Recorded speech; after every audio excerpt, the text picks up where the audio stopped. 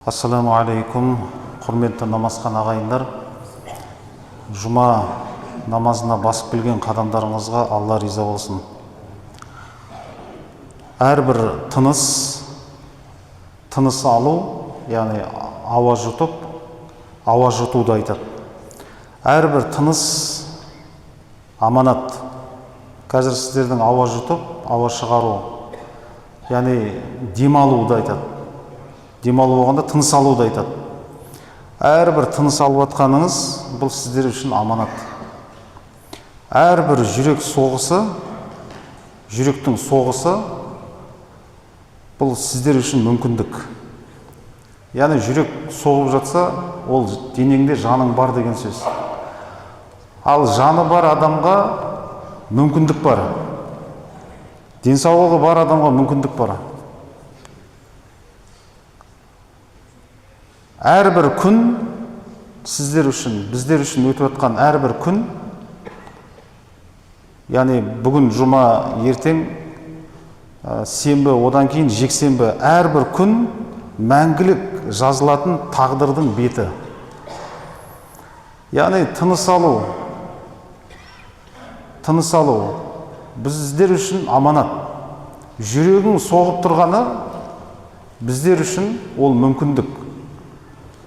Ал әр күн сіздер мен біздер үшін мәңгі болатын тағдырдың беті.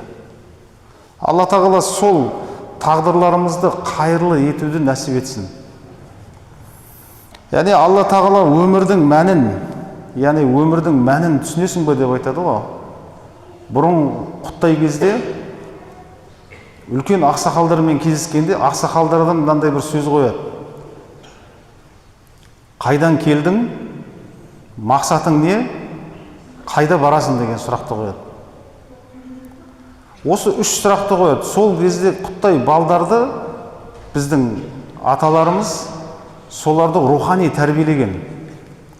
Сол сияқты тәрбиелегеннің ішінде жаман болады, сауап болады, тағы сондай заттармен, үш затпен тәрбиелеген. Сол заманда бір ауылда бір молда болады. Бірақ сол ауылдың барлығы сол молда айтқан, ол кездегі молдалар да сауатты, тақуа болғанда. Сол кезде бір ауылдың барлығы сол имамның шариғатын тыңдайды, сол имамның айтқанын жүреді. Яғни Совет одағы болса да олардың өмір сүру платформасы ислами болғанда. Мысалы, босағаға тұрма деп айтады. Босағаға керілме деп айтады, Баширина саннаху ман қала ла илаха иллаллаху ва джабадлаху илал джаннати аманту биллахи ва малаикатихи ва кутубихи ва русулихи деген қағидада иман 60-70 буыннан тұрады.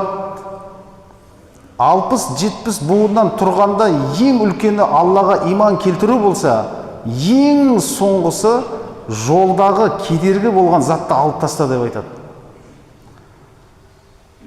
Яғни босағаға тұрма, босағаға керілме деп айтқаны, ал не болады десең, ол кісілер не деп айтатын еді? Жаман болады дейді. Сол жаман болады деген сөзге дәлел бар ма деп үлкендердің миын ашытпайтын едік. Соған тоқтайтын едік. Жаман болады, бұл үлкен кісі бір нәрсе біледі деп босағадан кетіп қалды. Ағайындар, босағаға керілме, босағаға тұрма деген себебі неге? Адамдар босағаға кіріп шығатын жол ғой ол. Сол жолдағы кедергі затты алып таста деген өзіңді адамдардың кіріп шығатын адамдарға кедергі болма деген сөз ғой. Ал бізде кейде көшеде кешкісін кетіп баратсаң, 5-6 жігіт бас қосып қалса, мынау жаяу жүретін жол бар ғой. Орысша не дейтін еді? Машалла. Тротуар. Сода 5-6 жігіт дөңгеленіп тұрып, түкіріп тұрады ғой, адамдар айналып өтеді ғой. Сол әдепсіздік болып саналады. Жігіттер жолдың хаққысын жауға болмайды. Сол сияқты жұмаға келгенде де сенің көлігің, сен қайда келдің? Жұмаға келдің. Жұмаға келгенде де сен көлігіңді адамдарға кедергі болмайтын жерге қою. Ол да иманнан. ولا تقتلوا بسم الله الرحمن الرحيم ولا تقتلوا أنفسكم إن الله كان بكم رحيما. Алла Субханаху ва Тағала Құранда айтады: ولا تقتلوا أنفسكم, өздерің өлтірмеңдер. Расында Алла сендерге ерекше мейірімді болып қарайды. Адам басына қиындық түскен кезде көп адамдар мына нәрсені ойлайды: өліп кетсем деп ойлайды да. Адамдардың осы жердегі ең әлсізі өлім. Өзіңе өзің қол жұмсама. Осыны қалай айтады? Суицид дейді ғой, иә? Яғни өзіңе суицид, өзіңді өлтірме деп тұр. Құранда аят тұр. Мән қатала нафсаху бишайин адзиба бихи нару жаханнама. Кім өзіне қандай нәрсемен қастандық қылып өлтірілсе дейді, ақиретте сол затпен азапталады дейді. Біреулер өмірдің ащылығына шыдай алмай қол жұмсайды ғой өзіне. Біреу өз-өзін асып өлтіреді. Біреу қатты айдайды, бір жерге соғысып, көліктің ішінде өліп кетеді. Немесе өз-өзін қарумен жұмсайды. Егер кімде-кім қатала өзіне дұшпандық қылса, нафсаху бишайин, бір затпен дейді, азиба бихи фи нари жаханнама, дозақта сол затпен ол азапталады дейді. Ағайындар, күйесіз қазан болмайды, қайғысыз адам болмайды. Қай қазанның түбіне қол жүгіртсең күйе табылады. Қай адамның түбіне үңіліп қарасаң қайғы табылады. Адам баласының басында қуаныш пен қайғы қашанда қатар жүреді. Бір жігіттің қабырғасы қайысып, көзінен ащы жас төгілсе, ол жігіт өзін жылататын жер емес, жұбататын жер іздейді. Көп жігіттер қиналған кезде, тығырыққа тірелген кезде не арақ ішеді, не темекі тартады, немесе ашуланып жарды соғады.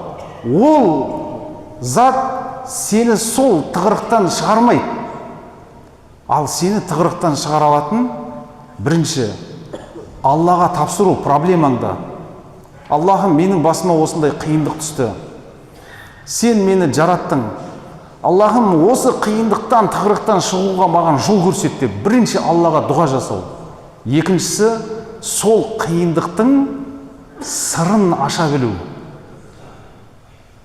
Әрине, қазір көп жігіттер отбасылықта проблемадан бас көтермейді. Кейбір жігіттер кәсіптері банкрот болып отыр. Кейбір жігіттердің қасында дос та жоқ. Егер кім бір жігіттің астындағы тағы, басындағы бағы, дорбасындағы байлығы үшін ғана дос болса, ақиретте олар бір-бірімен дұшпан болады. Егер кім Алла разылығы үшін дос болса, олар жәннатта бір-бірімен көрші болады.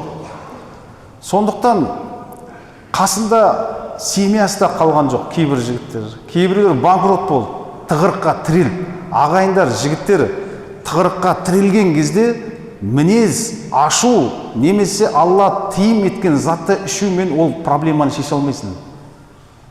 Проблемаңды Аллаға айту. Алла береді. Шынымен езіліп сұрасаң, сен ойламаған ризық нәсібені береді. Себебі Алла ол жанды, тәнді саған оны аманаттап берді. Оны қорлауға, кесуге, немесе басқа зат жасауға емес, оны саған аманаттап берді. Бұл аманатты ертең сен қайтарасың. Егер адам өмірге келген кезде қайдан келдім, мақсатым де бұл өмірге келгенім, және барар жерім қайда деген сұрақтарға жауап табылса, бұл өмір сүру жүйесін қалыптастырады. وَلَقَدْ كَرَّمْنَا بَنِي آدَمَ. Алла тағала айтады, біз адам баласын ардақты, сұлу кейіпте, ақыл беріп оған оны жараттық деп тұр. Сендер қарамайсыңдар ма өмір сүрудің жүйесін қалыптастыру? Бақыт басқа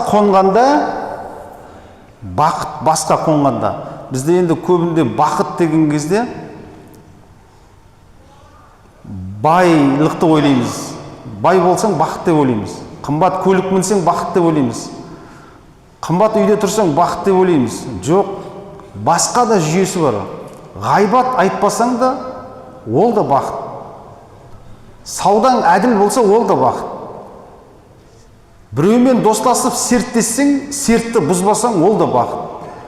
Мінезің пайғамбар саллаллаху алейхи уассаламның сүннетіне, амалына сай мінез болса, ол да бақыт. Ағайындар, бұл өмір сүрген кезде сенің мінезің алып шықпайды. Яғни мінезің жағымсыз, өсек, ғайбат, күшің жеткен әлсізге күш көрсету, тізеңді батыру, онымен алып шықпайды. Бұл сендегі проблеманы, сендегі момындық алып шығады. Бақыт басқа қонғанда алысып жүрген дұшпандары алдыңа келіп дос болары. Бастан бақыт ұшқанда жан аяспай достарың қарап жүріп саған қас болары. Яғни дос болып жүреді, белгілі бір уақытқа келгенде дұшпанға айналады. Олардың таныстықтары Алла разылығы үшін болған жоқ. Немесе бір-бірімен жұмыс жасағанда олар Алла разылығы үшін бастаған жоқ. Ла ятаманнайна ахадун минкумул маута лидурри надала бихи. Сендерден біреулері дейді. Пайғамбар саллаллаху алейхи уассалам айтады. Сендерден біреулері басына түскен қиындыққа шыдай алмай өлім тілемеңдер деп айтып тұр. Бізде қандай көп жігіттер бүйтеді. Бүйтіп жүргеннен гөрі өліп кеткенім жақсы еді деп айтады. Бұл сөзді мүлдем айтуға болмайды, ағайын. Немесе қасындағы баласына, бауырына ашуланады ғой. Оңбаған сұмырай бүйтіп жүргеннен гөрі өлмейсің бе деп айтады ғой. Ағайындар, өзіңе және өзгеге өлім тілемеңдер. Сол ауыр сөз саған келіп атқан ризық нәсібені, ынтымақты бұзады. Себебі жақсы сөз сөйлеудің өзі садақа, ағайын. Басыңа қиындық түсті, қолың жай. Ағайындар, кім қиналған жоқ? Жер бетінде статистика бойынша бір адам айта алмайды екен, мен сияқты ешкім қиналған жоқ деп. Өмірде қатты қиналған, қатты сынаққа түскен кім деп ойлайсыздар? Аллаху акбар. Пайғамбар саллаллаху алейхи уассалам. Мен сияқты пайғамбар алейхиссалам қиындықта болған жоқ деп айта алмайды екен ешкім. Себебі пайғамбар саллаллаху алейхи уассалам әкесінің аты кім? Абдулла. Анасының аты кім? Амина, Өткенде бір жігіт намазхан, ислам шариғатының хабары жоқ. Пайғамбар саллаллаху алейхи уассаламның анасының аты бір қасындағы бауыры дұға қалған ғой енді. Расулаллахның ата-анасына да Аллахым мейірім танып деп. Сөйтсе намаз оқитын жігіт қасындағы бауыры. Олар кәпір болып өткен. Оларға дұға бармайды деп айтады дейді. Астағфирулла. Алла тағала кәпірдің құрсағынан пайғамбар шығарған жоқ қой. Абдулла Расулалланың әкесінің аты ма? Оны қазақшаға аударсаң не мағына шығады? Алланың құлы деген сөз шықпай ма? Қалай ол кәпір болса Алланың құлы деген атқа ие болды? Пайғамбар саллаллаху алейхи уассалам Амина анамыздың құрсағында болған кезде әкесі дүниеден өтеді ғой. Расулулла саллаллаху алейхи уассалам әкенің мейірімін көре алмады. Анасы 4-6 жаста болғанда анасы дүниеден өтеді.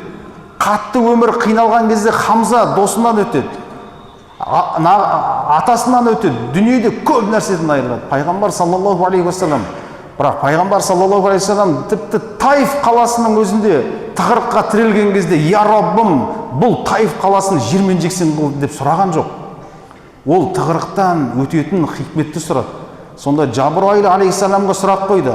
я Жабраил, бұл Таиф қаласы 100 жылдан кейін мұсылман бола ма деп сұрады. Таиф қаласы 100 жылға жетпей түгел мұсылман болады деді. Пайғамбар саллаллаху алейхи уассалам оған дұға қылған жоқ. Сол сияқты Расулулла саллаллаху алейхи уассалам сен үммәтсің. Үммәт еш уақытта өзгеге және өзіне өлім тілемейді.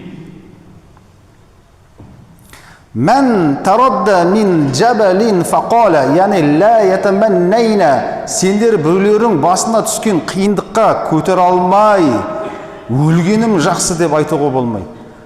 Әйел ашуланса немен ойнайды? Әйелдерің ашуланбайды ғой, дейме? Әйел ашуланса сезіммен ойнайды. Сенің сезіміңмен ойнайды. Еркек ашуланса немен ойнайды? Ажалмен ойнайды.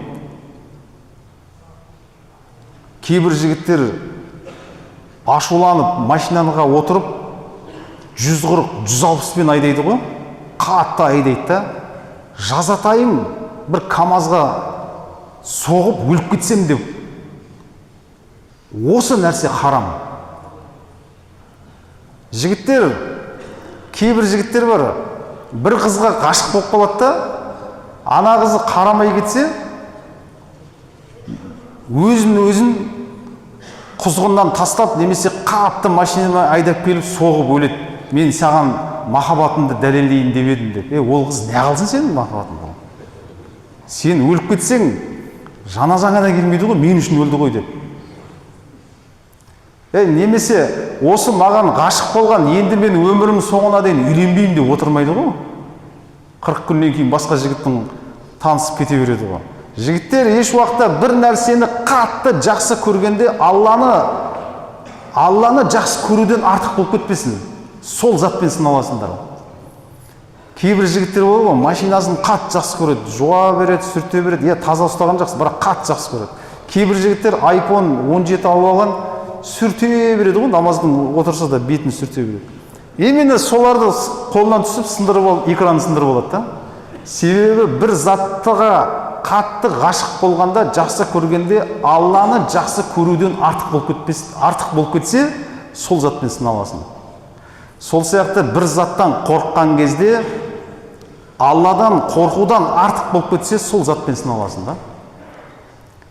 Түбегелдей жігіттер бір қызды жақсы көріп, анаңды олай жақсы көрмегендей кейіпте танытпа, сыналасың. Қызға ғашық болу керек. Ғашық болғаннан кейін сезімін білдіресің. Бірақ түнгі 3-те звондап соғышқым келеді десе, 3-тен 10 кеткенде үйінің алдында тұратын жігіттер бар ғой. Анасы звондайды, балам, асқазанын қорытпай жатыр, бір баржами керек десе, таңертең алып келем дейді. Жігіттер, сезімнің де шекарасы бар. Сезім, әйел адам ашуланса сезіммен ойнайды. Ер адам ашуланса ажалмен ойнайды. Кейбір жігіттер тұрып, машинаны қатты айдап, апарып соғады. Ол машина, сен біреудің жанын қиып кетесің, немесе өзің дүниеден өтіп кетесің. Ал өлмей қалып, коляскада отырып қалсаңшы, кімге керексің? Жігіттер, ажалмен ойнамаңдар. Бәріміз өтеміз дүниеден. Бірақ Алла тағала бекіткен уақытта өтеміз. Оға дейін асықпаңдар. Мән тарадда мин джабалин фақа тәлә нафсаху, кім, пайғамбар саллаллаху алейхи вассалам, кім өзін таудан, құзғыннан секіріп өлсе, суицид жасаған кезде айтады ғой, 4-ші этаждан секірме, тірі қаласың, инвалид болып қаласың дейді. Нешінші этаждан секірсем өлем десе, 10-ші этаж күшті тез өлесің, сезбей қаласың деп айтады. Соны жасайды бір жерде. Егер солай өлетін болса, Алла тағала жаханнамда жанып тұрған оттың үстіне солай секіртіп күнде оны азаптайды. Жігіттер, суицид жасап, өлімді алып, сонымен вопрос шешем деп ойламаңдар. Ахиретте де өмір бар, оған жауап бересіңдер. فهو في نار جهنم يتردى فيه خالدا مخلدا فيها أبدا. Ол жаханнам отына ол қайта тасталады. Өмір болғасын адамда қиындық болады. қуаныш болады.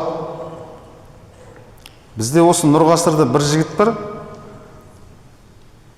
бір ай таң намазына келсең, таң намазына жүреді да, бесінге келсең, бесінде жүреді, асыр, ақшам, құптанда жүреді да, бір ай көріп жүрмін. Сол машалла дедім.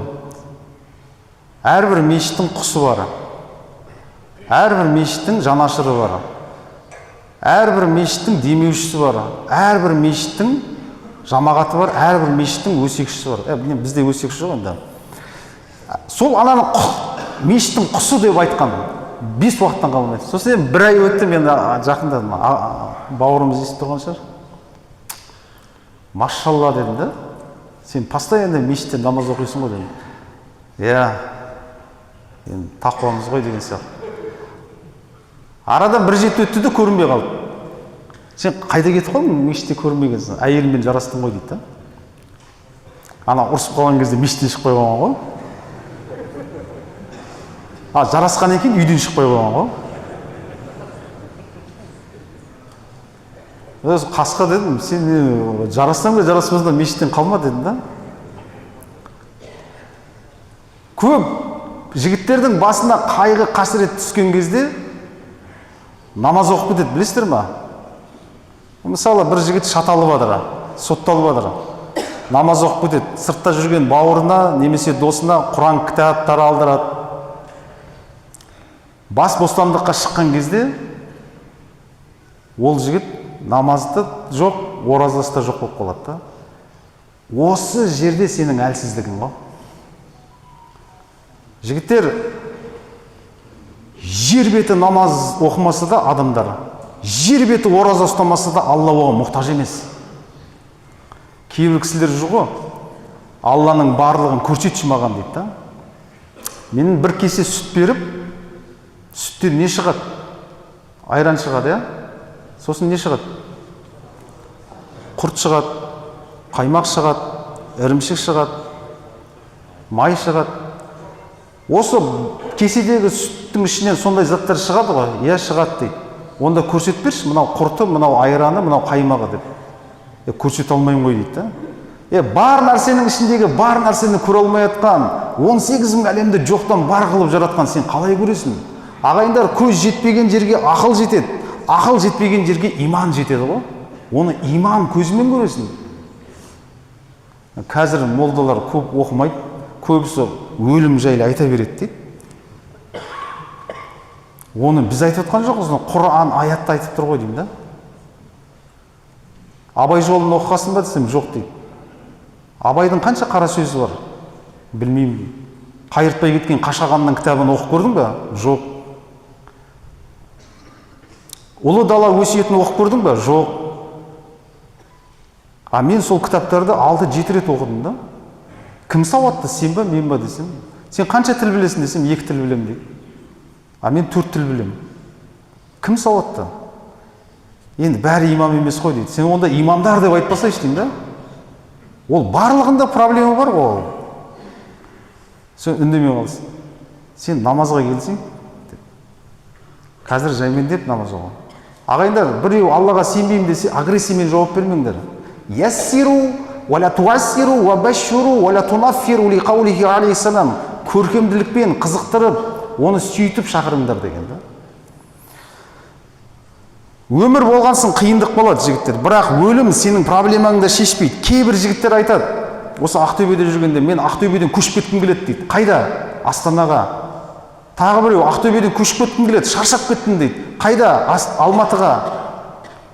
Ағайындар, Ақтөбені тастап сен Астана, Алматыға көшіп кетсең де, сенің жүрегіңдегі проблемамен басыңдағы қайғы Ақтөбеде қалып қоймайды, ол сенімен бірге еріп барады. Көзің ауырса құлағыңа дәрі тамызбайсың ғой. Қай жерде қандай проблемаң болса, сол жерде сол проблеманы емдеу керек та. Астанаға бардың, ол жерде сені квартираның кілті, наның деп күтіп отқан ешкім жоқ. Өз елің, өз жерің. Астанаға кетіп қалсаң да, ол проблема Ақтөбеде қалып қоймайды, сенімен бірге еріп барады. Аллади, бисмиллахир-рахманир-рахим, аллади халақал маута вал хаята лияблуакум айюкум ахсану амала ол сондай Алла қайсыларың жақсырақ амал жасайтындарыңды сынау үшін өлім мен өмірді жаратты. Адамдардың жақсысы хайран наса ман тала умруху ва хасана амалуху, адамдардың жақсысы өмір жасы ұзақ болғандарды айтады. Бірақ өмір жасы ұзақ болғанда өмірінде қайырымы болған адамды айтады. Өмір ғой, сүріп келем, адаспай жүріп келем, біреуді ренжітсем де біреуге үміт берем, мұңаю пайда бермес, сол үшін күліп келем. Проблема сенің басыңа келгенде күлімсіреп қабылдау.